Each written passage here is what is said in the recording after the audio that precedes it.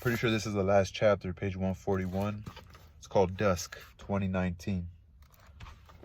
For a long time, I didn't have the nerve to go inside the laundry plant where Han Manu worked. I'd gone there many times, but I'd been so terrified by the deafening drone that I had to turn around. That day when I finally worked up the courage to step through the open door of the facility, the air inside was hot and muggy. Laundry bins hit the ground with the boom and linens cracked as they were pulled out. T-A-U-T. I stepped farther inside thinking I could bear the noises, then I heard a bow clash and a knife being sharpened, objects stabbed again and again by an owl, A-W-L, gasps and shrieks. They entered my ears and became amplified, swelling before my eyes until I couldn't take another step forward. As I was about to turn to leave, I caught sight of Han Manu between the garments moving on the overhead conveyor belt. The moment I saw his long, tranquil face, a small miracle occurred. The terrible noises died down. No, it would be more correct to say the nature of the noises changed. It would have been like the screeching of metal on metal converged, ballooning like a giant cloud until it gradually deflated. Each noise assumed its original sound, becoming ordinary once more. I heard the whir, W-H-I-R, of the washers, the rattling of the dryers, the beeping of timers, and the whoosh of the steam iron. No longer were they roars that had tried to attack and beat me, but sounds restored to their proper shapes like tools organized neatly in a toolbox. I listened like someone hearing these sounds for the first time. That's right, you're supposed to hear them, not see them. I chanted calmly to myself. Still, it was truly noisy inside the facility. I stepped into the narrow aisle. I passed by old men sorting the dirty laundry and checking their contamination level, old women in rubber gloves who were scrubbing the soiled spots with detergent, and middle-aged women swiftly putting dress skirts and suit jackets on body forms that went around in a circle. According to Sianu, when Han Manu first started working at the plant, he'd been assigned these simple tasks as well, but now he was stationed where the dummies made their last stop. The pressing cabinet, shaped like a body form, ironed the front and back of the garment at the same time. Then it was removed and placed before Han Manu. Seated in a chair, he spread the garment on the ironing board and delicately pressed the parts that needed to be redone with a hand iron. Just as the chicken shop owner had said, Han Manu was a good worker. He held the iron in his right hand and with his left hand gently lifted the shirt collar cuffs from hem and interlining as he worked, but his movements were so light and nimble that it was hard to believe what Sianu had said about his hand and arm being covered with blisters from burn injuries he suffered. The iron seemed a natural part of his right arm, or even an extension of it, not something that was hot or dangerous. The clothes that passed through his hands were hung on hangers covered with plastic, then carried away on an overhead conveyor belt. A short while later, he moved to a different station to press the linens. With the crutch wedged under his left arm, he held like a rifle a long steam iron connected to a boiler in his right hand. Once he clipped the sheet to the rack and it became completely spread out, he limped sideways, pushing and pulling the iron in a straight line. The precision of his work was immediately apparent on the sheet as he shuffled to the side while moving his iron back and forth. The wrinkled shirt had just come out of the dryer, became perfectly smooth. To my eyes, he didn't appear to be ironing. It seemed he was weaving a brand new sheet. I watched him work for a long time, his head now bald from chemotherapy, shone through the steam spewing from the iron, and dazzling new linen sprang from his graceful movements. When he turned and tripped, falling on the bumpy floor of the facility, and even after he died, I saw that scene in my mind ever so clearly for a long time. I didn't go to his funeral. It had been a long time since I lost touch with Sianu, but there are times I miss a sibling so much I can hardly bear it. I miss the smell of simmering pork bones that had hung in the air of their home, and I even miss their mother, who with her short, stubby fingers had marinated the cabbage that would go in the soup. They would still be living in the same place in Suite 301 of Building A, but I can't set foot in their home or get my shoes repaired at the small shop in the building in front of their home. Neither can I listen to the singing of hymns drifting out from the church on the second floor. I won't be able to see Sanu or her mother for a long time. I might never be able to see them again.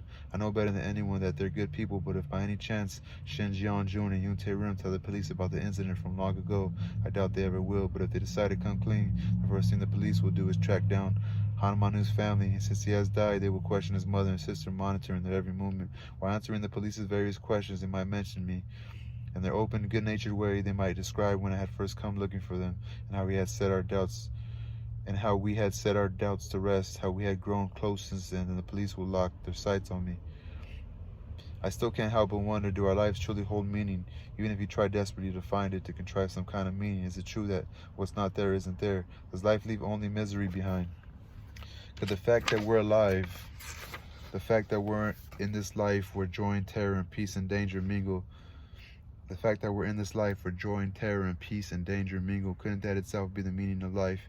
Hadn't Han Manu with an iron in one hand and a crutch wedged under his other arm be more alive than anyone in this world, more alive than the cancer cells that had spread to his lungs? Hadn't my sister Haeon, as she sat with her feet on the sofa or car seat, her knees spread with not a thought in her head, with absolutely no clue as to the inappropriateness of her actions, been warm and exquisitely alive, just like a bird about to take flight? Couldn't each moment we're living now be the meaning of life? They are gone now, but through the death of Han Manu, I was able to mourn my sister. I finally understood that her life, just like his, was painfully snuffed out. It wasn't just her perfect beauty that was snuffed out by her, but her very essence. It wasn't just her perfect beauty that wasn't snuffed out, but her very essence. They died, but I'm alive. To be alive, if this indeed is enough, I won't think about anything else from now on. I'm still here, and each day I carry on. With me are my brother and little Hyun, a guilt no one knows about, and an abiding loneliness. Sometimes I think about the rage that had seethed within me the first time I visited Hamanu. I think about the curses I heaped on him, how I shrieked that his amputated leg meant he was being punished, that his illness wouldn't stop there. I recall the moment he said knees, sitting with his back turned to the small kitchen window. I recall his grinning face, his grin that had soothed out his pinched face that resembled a pickle, turning it into a bright canary melon instead. His grin I looked upon heartlessly while feeling a violent hatred, his naive, foolish grin that had revealed his feelings for a certain girl. I picture the scene in my head. An 18-year-old boy waits at the intersection of his delivery scooter. Behind the boy sits a pretty girl with crimson lips and eyes that tilt up at the corners. When the traffic lights change, the scooter comes to life and her hands grasp his sides. Her hands are warm and soft like feathers. She's wearing a tank top with shorts, she says, her breath grazing his ear. His creased cheeks become flushed with the happiness he never once felt in his brief life. Beneath it all, an unknown terror is lurking. He races across the intersection, brimming with joy and terror, almost soaring into the radiant June dusk. I picture the scene in my mind. An 18-year-old boy waits at the intersection on his delivery scooter. Behind the boy sits a pretty girl with crimson lips and eyes that tilt up at the corners. When the traffic lights change, the scooter comes to life and her hands grasp his sides. Her hands are warm and soft like feathers. She's wearing a tank top with shorts, she says, her breath grazing his ear. He's talking about the girl who pretty much killed her husband, who pretty much killed the wife. Not the wife, her sister. The wife who was her classmate who killed her sister. But she's saying like he was innocent, the guy that ends up getting sick and going through chemo. He's like, that's pretty good by the writer. She's like, she just let it go. Like, that lady's fucking kid got taken away. It's like a, I don't know, the world, like one for you type of deal, you know? Crazy. The whole time you think she's gonna take revenge, but she doesn't. She kind of ends it with some closure. Parasites meets the good son in the piercing psychological portrait of three women haunted by a brutal unsolved crime. This is a beautiful author. She's very... My phone never seems to focus on this end. On the other side, it focuses pretty good.